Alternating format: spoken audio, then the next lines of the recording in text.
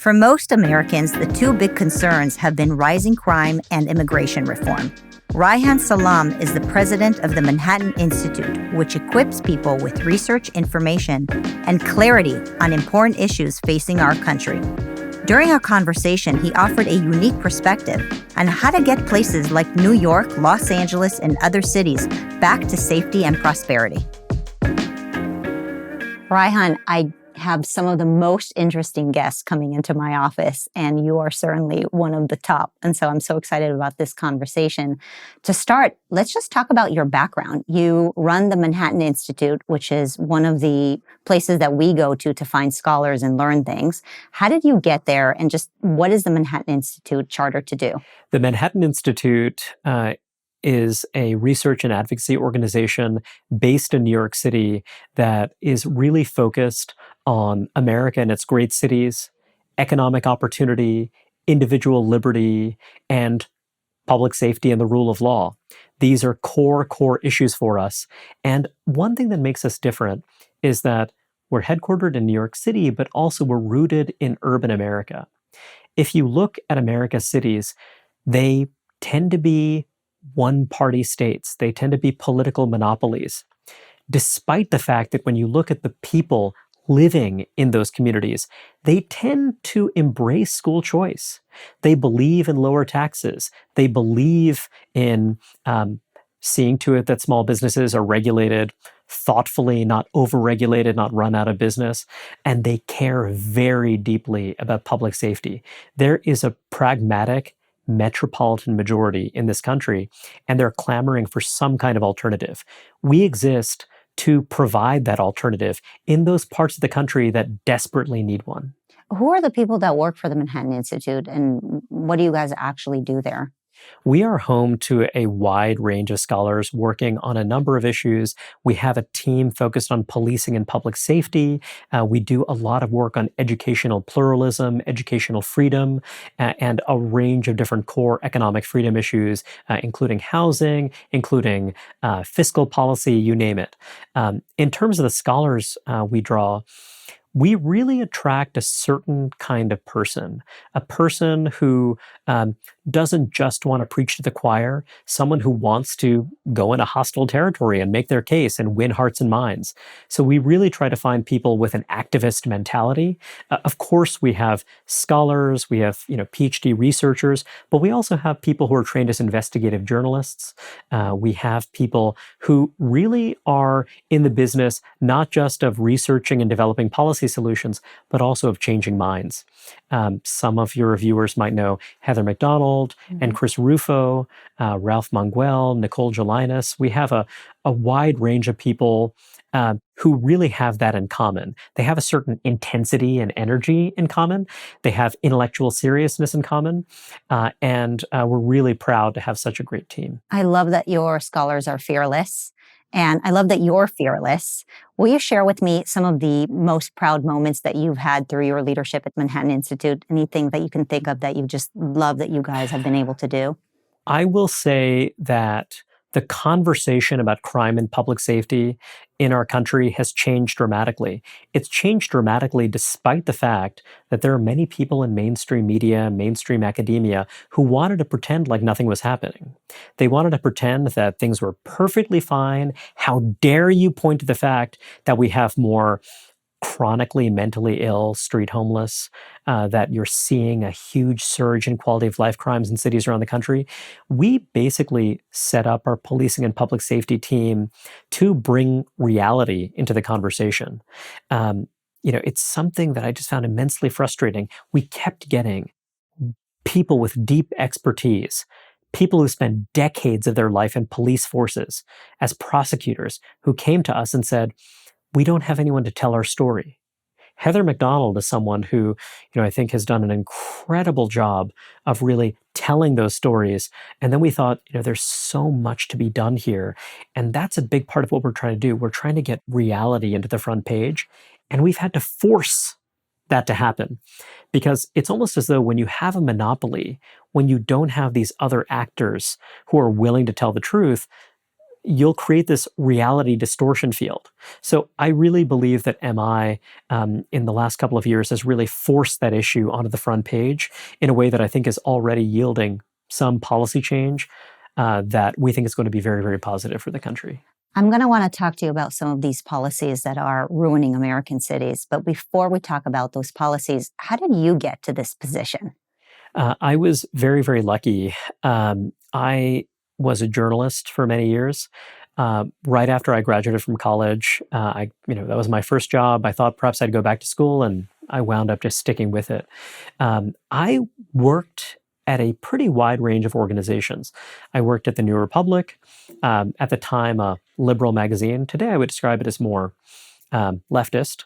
I don't think that they would object to that. And I worked at the New York Times, at NBC News, at The Atlantic. I worked at many different organizations where I'd say, I was used to being in the minority. But early in my career, I worked at many organizations where I do think that people might have had a different ideological perspective than I did, but they shared my desire to, generally speaking, be broad-minded, to welcome dissenting ideas. They cared about free speech and free inquiry. And I will tell you that a lot of those people I worked alongside, they still hold those values in many cases, but they now find themselves badly outnumbered by people who have a very different perspective. Maybe they share the same ideals in principle, but they have very different ideas about how an organization ought to be run, what journalism really is. I'd say that there's a generation of people now in newsrooms who do not believe in journalism as a truth-seeking enterprise, but rather they see it as a way to massage and manipulate so as to yield certain conclusions. They do not recognize the legitimacy of opposition. They are very quick to condemn people who disagree with them about very contentious ideas that are not necessarily grounded in evidence as dangerous rather than actually engaging with these ideas. I don't want to say that's true of every single institution. There are some places where you have people of goodwill and integrity who are fighting a rearguard action to still preserve those values and ideals. But I definitely think there's been a big cultural shift. So after I was in, a lot of those more, call them mainstream media outlets, I went to work for National Review. And I was very proud to be there. It's a terrific organization. I was the executive editor. But throughout my career, my real passion was identifying talent, finding bright, talented people, and helping them make their way. And I think that that's a big part of why I came to this role at the Manhattan Institute. You mentioned your disappointment with journalism. I think many people in my audience would feel the same way. I mean, we don't even know what to read anymore and what we can trust. And it's devastating that you can't pick up a paper and know whether it's truth or it's just the opinion of a journalist. I think much of it also stems out of academia. You don't know if you can send your kids to school anymore and whether they're going to get an academic education or are they going to get a diet full of left-wing propaganda. You went to some of the best schools in the country. You went to Harvard, you went to Cornell before that.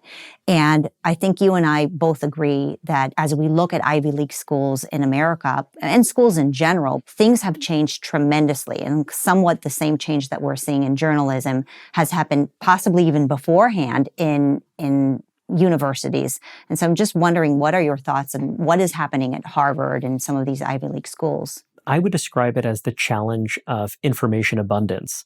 There are a lot of really great thinkers, Martin Gurry, Andre Meir, both of whom have written for City Journal, who have looked at what happens when information is more readily available to ordinary citizens. It effectively saps the authority of some of those institutions that used to be accustomed to being in that monopoly position.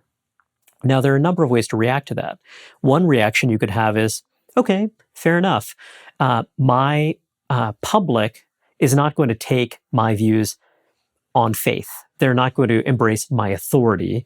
Therefore, I need to adapt to this new environment, and I need to hold myself to a higher standard of scrutiny. That's one healthy reaction. The reaction you've seen from many elite institutions is a sense of frustration, anger, rage over the fact that their authority has declined, rather than say, let's react to this in a constructive, healthy way, recognize we don't have a monopoly on the truth, and let's adapt. They adapt by saying, we must attack any dissenting view as misinformation, disinformation. That's how we're going to characterize it. There have always been people who have their own views. Sometimes they get things right, sometimes they get things wrong. But now those different ideas are being surfaced, and they are being, in some cases, oversimplified, caricatured, demonized, attacked. And it creates this really poisonous dynamic in which you have elite institutions that feel their authority is going away, and they lash out angrily. And they say the only reason our authority is declining is because people have been misled or manipulated. Then you have people who are on the outside who say, I'm not going to trust anything that comes from these places. And, both things have their downsides, right? I would love to have institutions that really are truth-seeking, that care about getting it right, that have a sense of integrity, and that we could trust. We just don't have a lot of them right now. I think Manhattan Institute endeavors to be one of them. PragerU is one of them, and I'm very proud of that. But I would love it if the major news networks and what have you really embrace that ethic. They just don't right now. They're really in a state of crisis that has been very corrosive. And when it comes to higher education, you have these universities that represent a very narrow slice of the country, a narrow slice of upper middle class and better off people living in a handful of cities, a handful of communities. They care about admitting one student from the Mountain West or something like that, one student from this or that place, and they'll typically be from a college town, or they'll be someone who demonstrates they adhere to the ideology that is already dominant in those spaces. These places have also torched their credibility. Why should I defer to you? Why should I embrace this idea that you are elite, that you have this authority, when you are so incredibly narrow and so contemptuous of people who hold other views?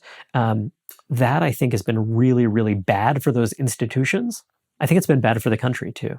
Once upon a time, parents would send their kids off to college to actually broaden their kids' intellectual boundaries, right? So they can hear multiple perspectives and make up their own decisions.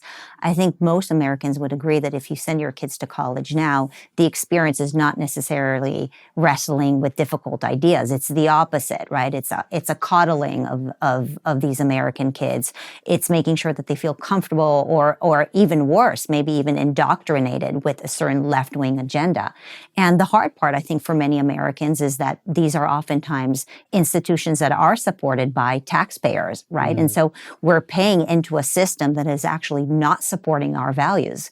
And the scary part of it is not just the money, it's we're sending our own kids. And so what happens when half of America has this expectation that we send our kids to an institution that essentially would play Russian roulette with our kids' minds? And I think things have changed so much since when you went to Harvard and I went to UCLA, where our parents sent us there. Yes, these schools maybe would lean a little more to the left, but it wasn't this hostile environment towards conservative ideas. What do we do now? You have kids, you have little girls, and I have 3 little kids. I'm like, I honestly question whether I should send them to college one day. Do I want my kids to go to Harvard? Do you want your kids to go to Harvard? When you look at higher education, there is a multidimensional problem because you have a number of institutions of higher education that are very heavily subsidized by the public, whether directly or indirectly through subsidized loans, that are just not doing their job on any level whatsoever. You have people who have student debt without any realistic sense that they can repay it. Now, to me, that tells you that something is badly broken. Mm-hmm. Do we subsidize higher education for the good of the country, for the good of students, to prepare them for remunerative employment, to prepare them to be good citizens? Or are we subsidizing these schools to create make-work jobs for woke bureaucrats? My sense is that a lot of the time, it's more the latter than the former. So, part of the story is that we have a huge number of institutions that are simply not getting the basics of the job right because they exist more as jobs programs for people who, by the way, oftentimes share a particular ideological perspective than they're really about the students at all. So that's one big problem. Then when you talk about elite higher education, Yeah, I mean, it's really interesting. You and I both run nonprofit organizations. We take that seriously. Our mission is to educate, our mission is to inform, to enrich public discourse. And, that means something. When I look at a lot of elite universities, they are notionally nonprofit institutions as well, yet with the vast resources at their disposal, resources that, would be unimaginable to us. It's really just on a different planet. Um, are they actually doing something that is advancing the broad national interest? Are they really educating the broad public? Or are they essentially hedge funds with a country club attached to them? And that country club is there to essentially entrench people in a sense of their intellectual and moral superiority rather than actually trying to educate a broad swath of the public or really trying to look at true diversity, not, kind of cookie cutter Census Bureau, fake diversity, but really try to have a diversity of perspectives, trying to find excellence in a number of different domains, celebrate it, give it a space to flourish and thrive. I don't really think that's what's going on. And it's one reason why there are a lot of people out there at the Manhattan Institute and also elsewhere who are thinking, do we need a different approach to higher education altogether? So, you asked me a personal question, and I'll just say, my kids are very, very little right now. Um, what I'd say is wherever they go, whatever they do, I want them to be prepared. Do not take things on authority. If you are going to go to community college, if you are not going to go to college at all, if you're going to get a job straight away, if you're going to go to one of these elite schools, do not be cowed. Do not be intimidated. Learn what you can, but understand what you're getting yourself into. So, I mean, that's what I would say to parents, that, you don't necessarily have to be afraid of these places because, they might try to indoctrinate you. But if you're someone who has gotten a serious intellectual grounding through PragerU, through the Manhattan Institute, if you have your own kind of independent views that you develop, through the hard work of a citizen, of kind of making discerning judgments, you will be just fine. It's true that the climate is really, really quite awful. That really affects, in particular, researchers, scholars, people who want to do the work of interpreting and teaching American history, people who want to, pursue breakthroughs in the social sciences. Those are the people I feel for because those are people who could be doing great things. We have a number of scholars who teach at elite universities. I don't want to put words in anyone's mouths, but I will say that the people who do the most path-breaking, bold work, the people who are true truth seekers, who do it without fear or favor, and are not just selecting their findings in accordance with the political fashions of the time, they find it challenging. And I think that is very dangerous because these institutions could be a great resource for our country. And anyway, that's been a big problem. I mean, what's incredible is that so many of our donors, I'm sure you have donors who say, well, I'll give to my alma mater because I will give to the STEM programs. And so part of it is, sometimes the money is fungible, but even STEM is becoming woke now. I've been reading about multiple professors who can't even talk about biology because now biology has become, woke, and you can't say whether, it's a female or a male. You can't even talk about animals anymore in terms of males and females. And so it's just so disruptive. And when you send your kids for 4 years, while you do want to inoculate them, and parents need to do all the work in advance to make sure that their kids, are prepared and know where they come from and therefore where they're headed. But it is quite a tall order to put on parents and also on these young 18-year-olds who we know the type of impact that their environment is going to have on them. And so, I can definitely understand why so many parents are afraid and really don't know. And then the other thing that you and I often talk about is we talk about policy and the importance of policy, but we also talk about the importance of the culture, right? And how the culture has an impact on the conversation. And so we have a culture that still today requires or anticipates that the more successful person in America is one who does go to college, right? How dare you, not, raise kids who can go to college. And, in my background, my family, if you don't go to college, it means that you didn't work hard enough, right? I'd hope that can change in America because first of all, there are so many trade schools that are incredibly effective, but our culture doesn't celebrate the trade schools. They continue to celebrate the universities that you and I have gone to, right? And so I think that's one very important element, is to recognize that maybe not everybody has to go to college. I believe passionately that you're right about that. It's a huge, huge problem. There's so many young people who are incredibly bright and passionate, where that capacity is smothered and badly undermined by the way that a lot of formal education works. This is especially true of boys. You see a huge crisis with boys and the K-12 educational system right now. And of course, with girls too, there are certainly problems there. And I really think there are a lot of young people who find their brains, their energies activated by work, by getting a job, by earning money, by taking on responsibility. This idea that you are part of a team, you must get certain things done at a certain time. Creativity has a role, but also just those basics of responsibility, taking ownership. And I really believe that that's a huge loss. And you're right, just about the status element of it. There are many, many Americans who've never been to higher education, who make a great living, and who, by the way, are incredibly intellectually curious people who are active and engaged citizens. That happens. That is more than a possibility.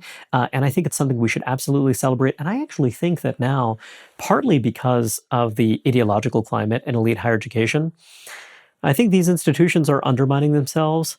They are marginalizing themselves. And I think that there are a lot of younger people who are thinking in a more granular, pragmatic way about their education. They are thinking, look, does it make more sense for me to take a gap year, to work for a few years, and then make a decision about whether or not this investment makes sense? And by the way, thinking about it as an investment, thinking about it as something that is not just a default option. It's incredible to me that you see a big priority of the progressive left to make more and more of higher education free, when the big problem is that we have a huge amount of subsidy here. And what that's yielding is a lot of young people who are frustrated at the opportunity cost, the waste of years of life that could have instead been spent gaining real world experience. I imagine for both of us, that experience of having a job early in life, you learn a ton from that, things that you would never learn in a classroom. And, I think that is so, so important. So my hope is that we're going to see new institutions of higher education emerge. My hope is that you'll see more people who will say, I'm going to approach this differently. I always think about Israel.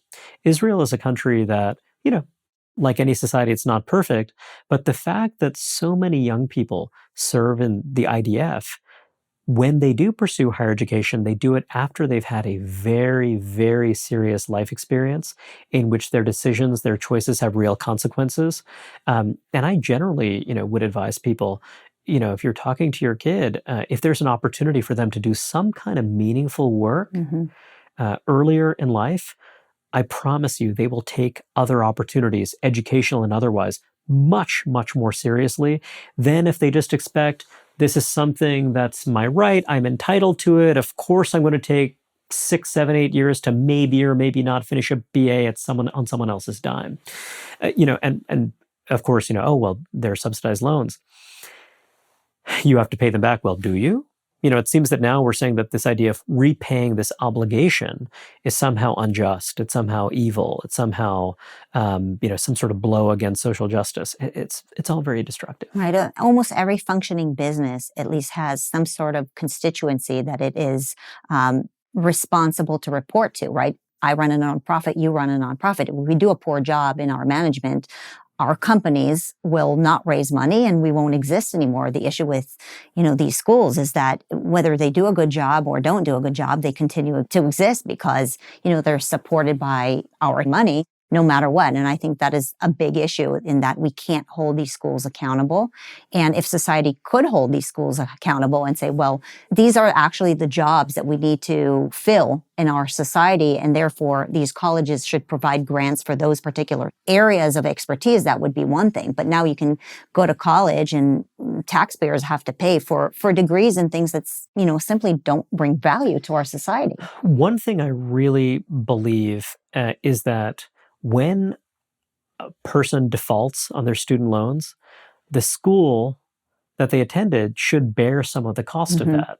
Now, what you hear people say when you make a suggestion along those lines is that, oh, well, then, we wouldn't admit as many people. Or, right, that would hurt kids that, there should be skin in the game. You should actually take some responsibility for that, because it shouldn't be an open-ended guarantee from the taxpayer. And, when it comes to, how you think about public subsidies, I think that people should be able to study pottery and, and what have you, and clowning. And, I studied social studies. Hey, I'm happy that I did. But there should be some accountability there. There should be some accountability on the part of the institution that is making promises and representations regarding how realistic a path this is. This is one thing that I think is actually, it really is an inequality. When you're looking at folks from first generation college backgrounds, their parents didn't go to college, it's new to them. They are really relying on and trusting the institution. Now, by the way, I think that, you always want to keep your counsel and you always want to take responsibility, but that is a pretty common pattern. When you're someone who does have parents who've been through that, who are part of the kind of, broad middle class, they can give you guidance. They can tell you what to avoid, what to do. And that's something that I think is really poisonous about higher education right now. It's predatory. Because basically you have predatory higher education institutions that are preying on young people who are vulnerable, who don't necessarily have the antibodies. They don't have family members to tell them that, hey, look, I know you're really excited about studying sports marketing, but that's not necessarily going to be a path for you unless you have social connections. That might be a good thing, it might be a bad thing. Maybe what you do is you get a great job and you work your way, you build the resume to land that position. It's not, I think that is something that is very frightening to me, because these institutions, they care about getting the subsidized federal loan. They care about getting in those dollars. They care about churning. And if the student doesn't finish, hey, no skin off my back. I don't actually suffer the consequences of that. We've created this totally noxious system that's not truly private. And the kind of public element of it is not actually pursuing the ostensible goal. It's not pursuing the goal of educating citizens, enriching our economy, our society. It's pursuing the goal of further bloating these broken institutions. I think we're seeing some of these ideas coming out really from a lot of the coast cities, right? You live in the belly of the beast in New York. I live in the belly of the beast in Los Angeles. Here we are, freedom fighters. We also hold in common the idea that, the fact that our parents have come from outside of America. I think it's why we're so in love with this country, because, it just takes a little bit to know. If you look around the world, you see how incredible America is. But what I'm experiencing in Los Angeles right now is just a deterioration of my city because of these bad ideas. And, maybe we can blame journalism for it. Maybe we can blame academia for it. But I think much of it is similar in New York, and specifically with New York and LA too, is the crime. I know crime has been a big passion of yours. It's something that you've been, trying to lift New York out of. Talk to me a little bit. What are you seeing in New York? And, what are your thoughts on that issue? What I'm seeing in New York is something, you're seeing in California, that we're seeing in many states and cities across the country, which is that over the past 20 years or so, there's been a kind of intellectual revolution in elite academia and media in which people have decided that many highly effective law enforcement approaches are racist.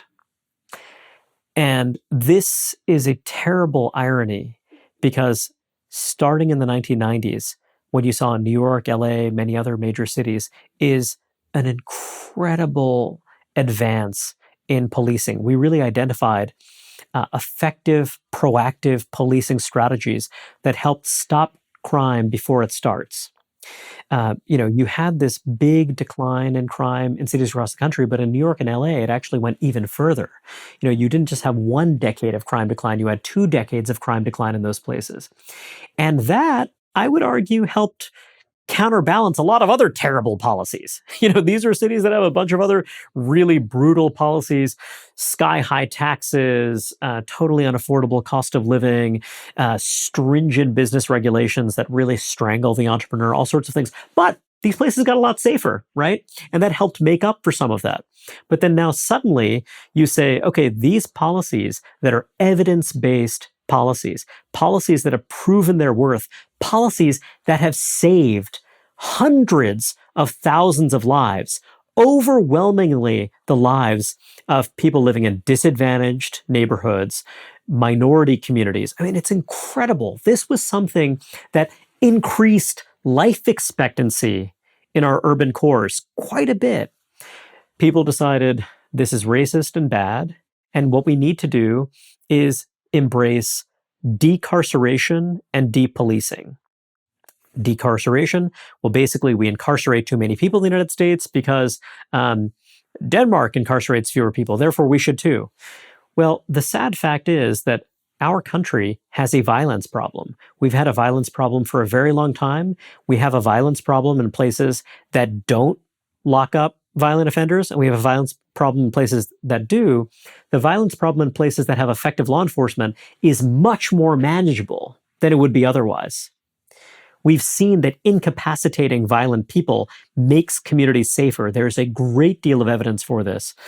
And basically we decided, okay, because we have this arbitrary view that there's some correct number and it is arbitrarily tied to some random country somewhere else in the world that's very different from our country, that has very different conditions from our country, this became a meme. This became this idea that people became obsessed with.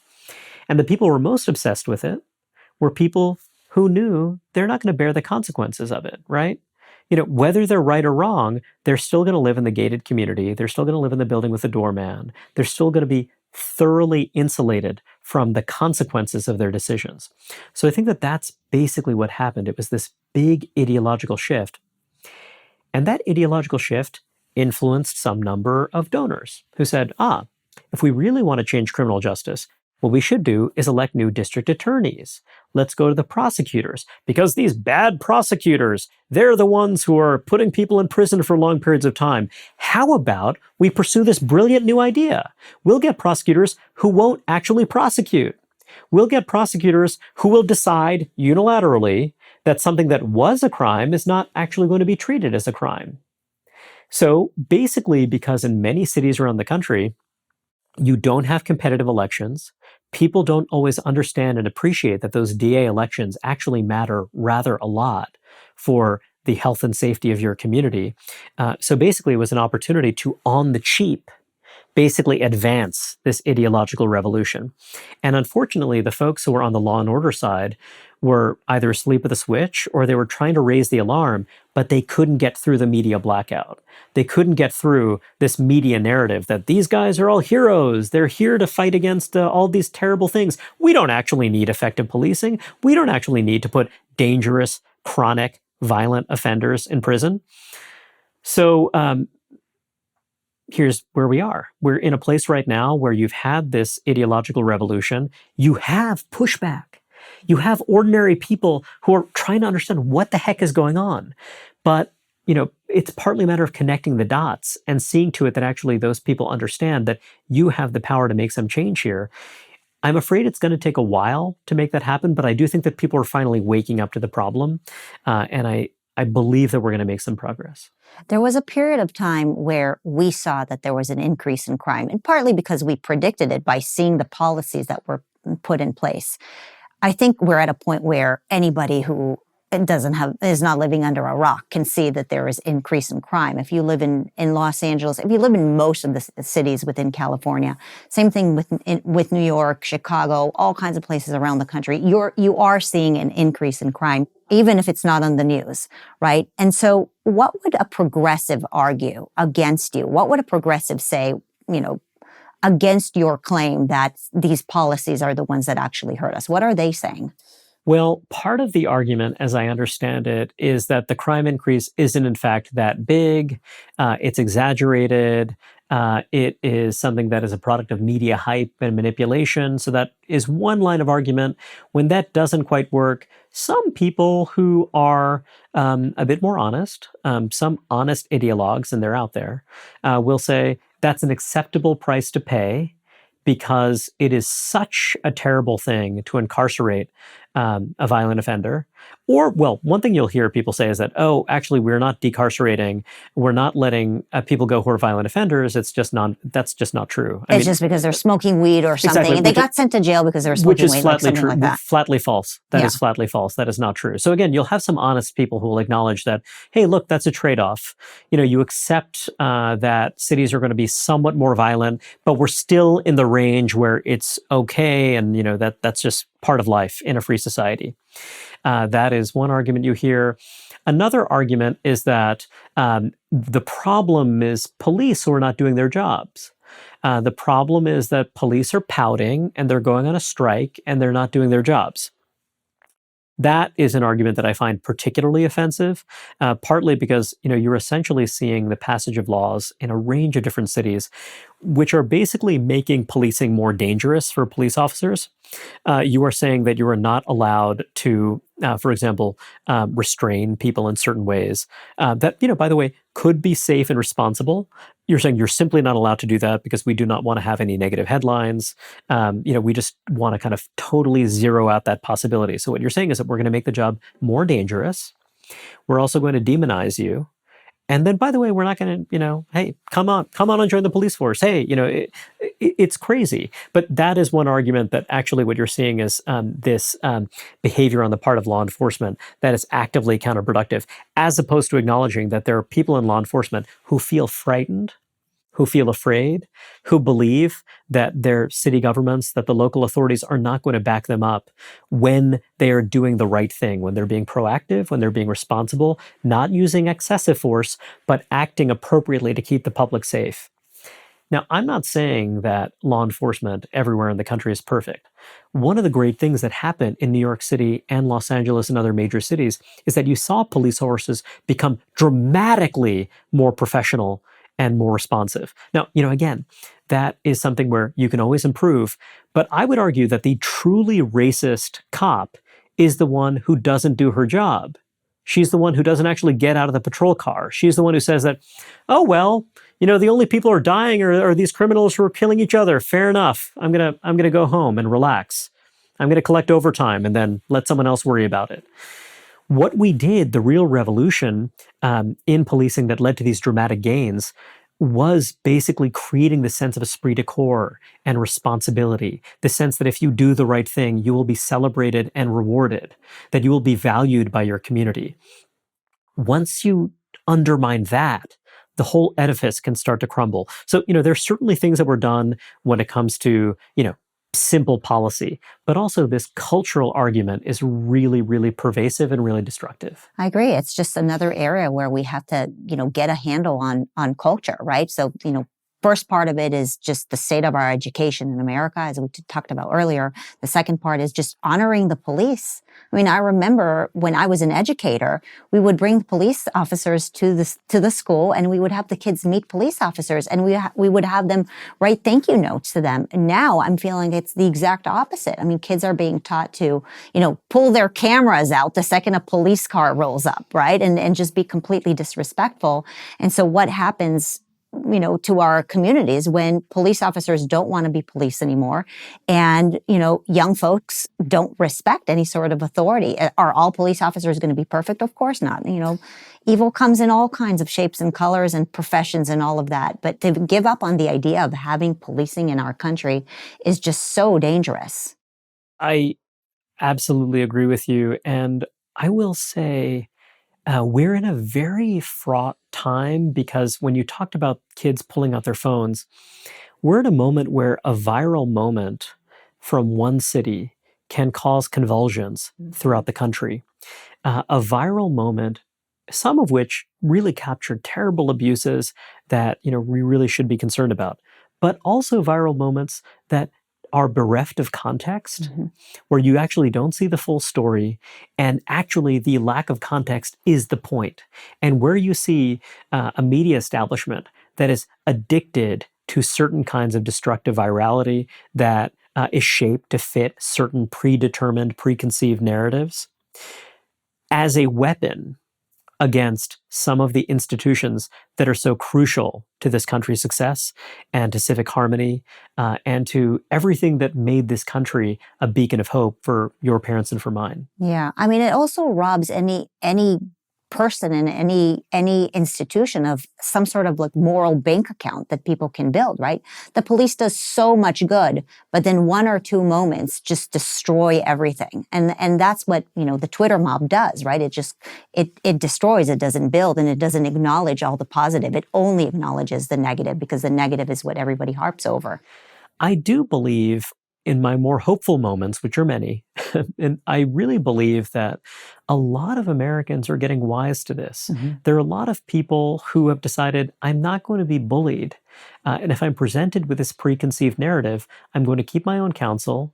I am going to basically try to get my handle on the facts, or they're just going to discount the places that basically offer these prepackaged narratives about tearing down law enforcement, tearing down other key institutions.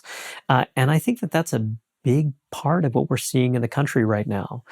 We are seeing a multi-ethnic movement. We're seeing a diverse collection of citizens in every region of the country who are saying that the rule of law is non-negotiable. And, you can try to bully us, you can try to intimidate us, you can try to, say this or that. We are going to really try to understand the facts for ourselves. We're going to believe what we see with our own eyes, and we are not going to go down that road. That is something that gives me a lot of hope. You and I are both from cities that have been dominated by a real far left progressive establishment. These are places where, I'm not going to say that establishment is going to crumble tomorrow, but it's a place where that establishment is facing spirited opposition. And I think that that's something that's really important, particularly for your conservative viewers to understand. One thing I worry about is the fact that there are a lot of conservatives who really see our cities as a lost cause and who just think, hey, those places are going down the tubes and, fair enough, good riddance. But I actually believe that these cities are so important for our country, for its dynamism. They're such important drivers of culture. They're such important sources of our vitality. You can't give up on these places. And also because these places have an awful lot of people who think like us. They really do. And there are people who are very open to the messages that the Manhattan Institute and PragerU are offering. I see that all the time. I see that not just through my professional life. I see that through friends that, I thought of as dyed-in-the-wool lefties who are questioning.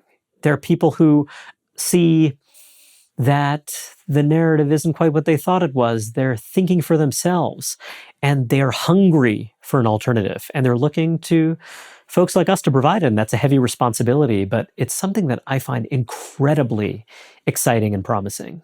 I think it's also important that we acknowledge that conservatives need to stop running away from all things that we feel like we're losing at. And so it started with us running away from academia, and, we pretty much forfeit. Then we ran away from Hollywood, and Hollywood was not always left-wing, but it became more and more left-wing, and conservatives started running away or kept silent. And now we're going to run away from the metro cities. The metro cities are predominantly left-wing. I mean, you'll see that even in many states that are red, right? The metro cities will lean more blue, but it doesn't mean that what conservatives need to do is keep running away and forfeiting every single time, because the left will just run after us and eventually close in. And so, when people ask me, and they ask me all the time, well, why are we running PragerU out of the belly of the beast? And I said, well, that is exactly why we're running PragerU out of the belly of the beast. Because if we don't fight here, it will chase us down to Nashville. It will chase us down to, other suburban areas where, it might be easier for me to live, but what's going to happen to the next generation? What's going to happen in 20 years if we don't stand up and fight? You're speaking my language. I do not want to give up a single inch of this country. I do not want to accept that, I'm just going to take the L. I'm just going to give up. I'm not going to try to communicate with this or that person, this or that constituency. That is defeatist. It's foolish. If I were to tell you 10 years ago about the political convulsions, the political transitions, all of the things we're seeing right now, the number of people who are really awakening to the power of conservative ideas, people would have told you were crazy. I actually did make these arguments 10 plus years ago. I was saying that, hey, when you're talking about these, minority ethnic groups that you think of as necessarily part of a progressive rainbow coalition, I said even then, you are deeply misunderstanding these communities, these constituencies. You're misunderstanding their values, what they care about.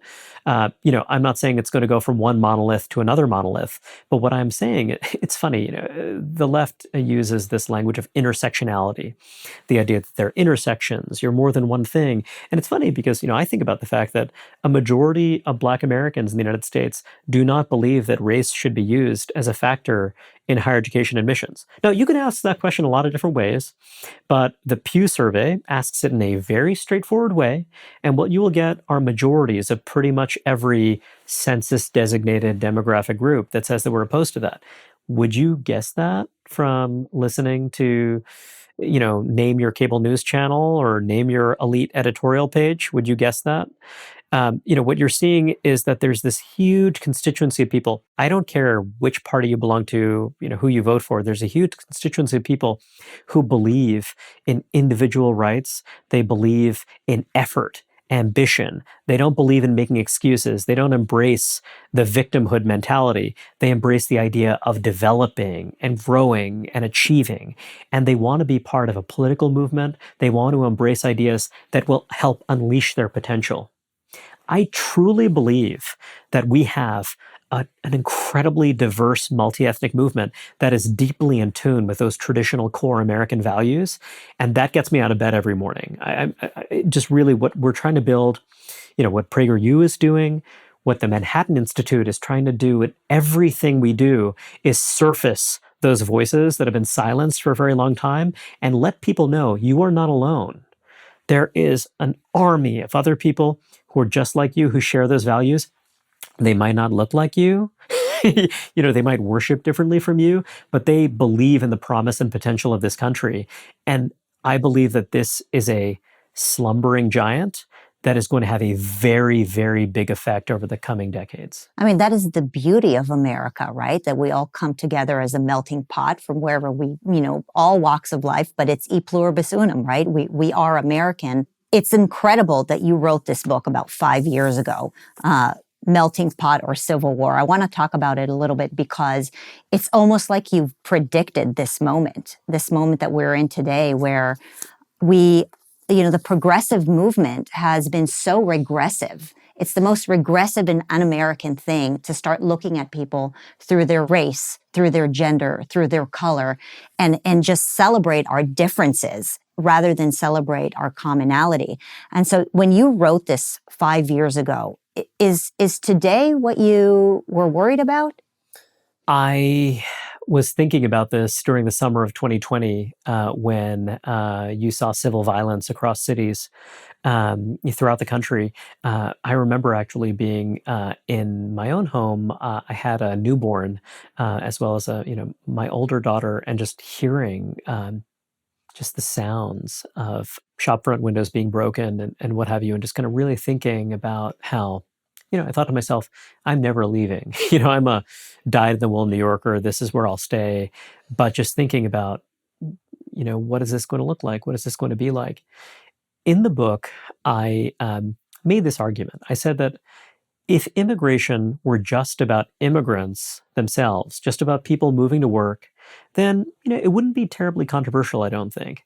The reason why it's controversial, the reason it's a really fraught issue, is really because immigrants are people. Immigrants have families. And so a big question is, what will those families look like? Will they embrace American values? Will they be incorporated into the mainstream? Or will something different happen? And what I saw happening was this. a lot of the immigration debate, again, it's really focused on immigrants. It's focused on, are immigrants criminals? Are they violent? Do they steal jobs, et cetera? And I don't believe those things by and large. Of course, there are bad apples in any category, but I generally think people come to work, right? That's what they come to do. The big challenge right now is that we're in a climate where you see from the first generation to the second generation that people are assimilating.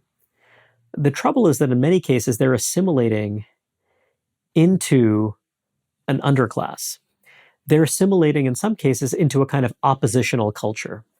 They're assimilating in environments with schools that are teaching them that the mainstream of American life is a bad thing. The mainstream of American life is out to get them. They are victims of history. I mean, it's amazing. Your parents chose to come here, and then suddenly we're teaching you that you're a victim, that you're victimized by this imperialist power somehow. I mean, it is really quite crazy stuff. And so, I think it really is true that when you look at many immigrants, well, one thing that happens, there are people who send remittances back to their home countries.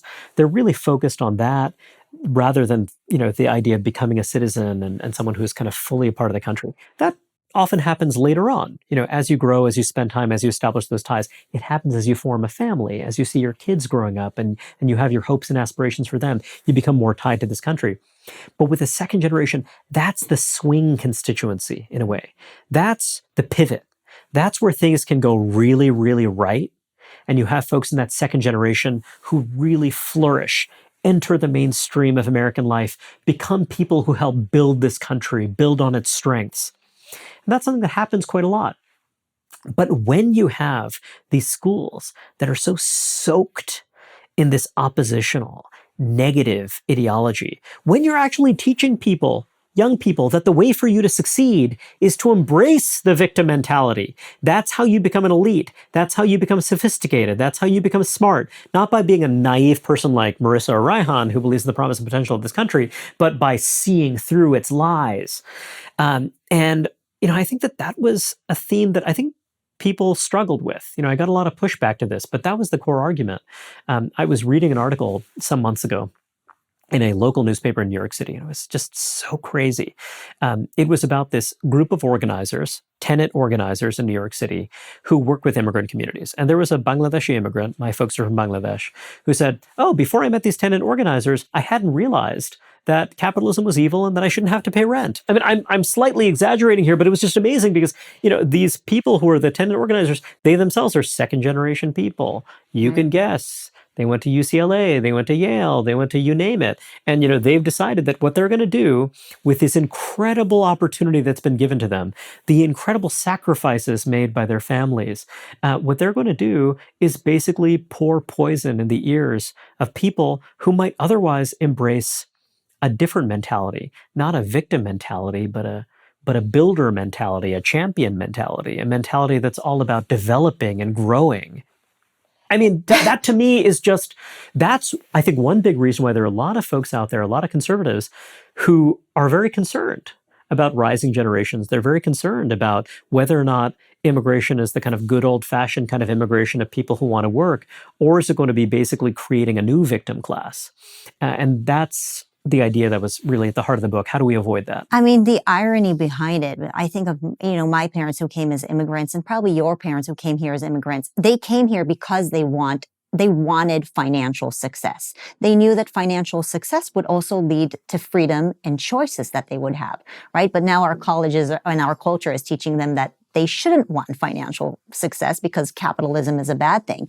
They came here because they wanted to be part of America, right? That's why they immigrated here. Becoming an American citizen to my mother was an incredible achievement in her life. But now we're teaching immigrants, second generation immigrants who come here, that their parents were essentially wrong about this idea that coming here is a wonderful thing. And actually coming here is actually a horrible thing because America is a horrible place. But of course they wouldn't want, and so it's so convoluted and it's so confusing that it's frustrating to see that. And it's frankly ironic, right? It's incredible when you look at the late 19th century. This was a period when you had so many immigrants coming from Europe, later on from Southern and Eastern Europe. And these are people who actually really struggled. These were people who, it's not as though they come and instantly fell into riches. What those people did is they really struggled. In some cases, they were downwardly mobile, but they built a foundation.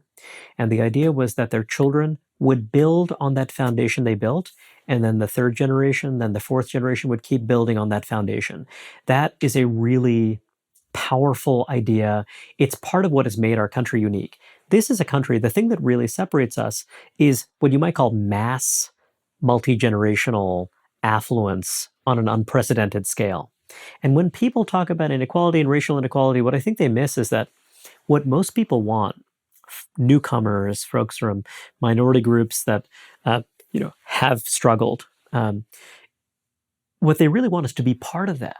They want to be part of that process of building something you can leave behind to your children. And one thing that I really worry about is that I think that in elite circles, there's almost a sneering at this idea of the family coming first and the family being this shared enterprise where success is like a relay race. I run as fast as I can, I pass the baton, my kid runs, but that it is not something about just being in the moment. It's not just something about what satisfies me, what makes me feel good, what makes me happy at this moment. When we talk about that victim mentality, part of it is that we all feel like victims sometimes. We all feel sad, we all feel weepy, but then you get up and you actually live your life and you do something because, wallowing is not going to get you anywhere. You have some reason to not indulge that short-term desire to do that thing. When I think about conservatism, the conservatism that is always really connected with me, it is this idea, Edmund Burke spoke about society as a compact, an intergenerational compact between the living, the dead, and the unborn. I'm just a link in a chain, and I have to do my best while I'm here to see to it that I'm seeding the ground for the future. We are not in that kind of moment. Think about deficits and debt. Think about how many people are not speaking up because they want people to think well of them and give them a pat on the back. Think about the people who are not investing in actually making the case for these values that have made our lives possible. Mm-hmm. That is a short-term mentality because people kind of believe there's always someone else who's going to do it. Someone else is going to defend those institutions. Someone else is going to defend those ideals and principles. Guess what? These battles are fought and won in every single generation. We have to do it. There's no one else coming. There's no cavalry. It's us. And I think that it's just that's the danger for Americans. The danger is that our country has not been conquered. We are a spectacularly lucky, fortunate country. And that's the danger, that people take it for granted, right? That's the danger. And you think about the first generation gets that. Mm-hmm. The second generation assimilates so quickly into taking that for granted. Somehow, you and I, all of the folks watching this, they need to think, how do I inculcate that sense in my kids that freedom isn't free? That this is something that is fought for and won all the time, every day, in every choice you make. And you need to do that for your children and grandchildren. I pray that your institution and my organization were able to give those kinds of tools to parents and individuals out there, right? First of all, they know that they're not alone. Secondly, they can draw from your scholars and the videos and the content that we make so that they can have those intellectual sound bites, so they can have these kinds of conversations with their friends, with their children. I mean, we just need people to be bold about it. Maybe this is what being brave in our time is. Maybe. PragerU is a powerful weapon for a free society. It's a powerful weapon for the institutions and values that make our lives possible. I'm so proud that the Manhattan Institute has had scholars, on your air. It really is an incredible resource. I think about, myself as a young person and making my way and learning and making sense of so many issues that seem terribly confusing.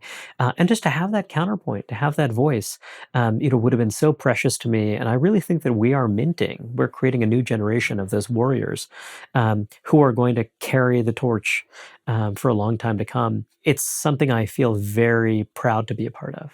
Well, I'm proud to be associated with you. I'm going to give you a superpower for 60 seconds. So your superpower is that you can go back in time and change any policy you want. One policy. What would be the policy that you would change and why? I am going to be a huge cliche and go back to Ronald Reagan in 1982. President Reagan said He wanted a swap. The federal government will take over Medicaid, and states will take over a bunch of other functions that they will be in charge of.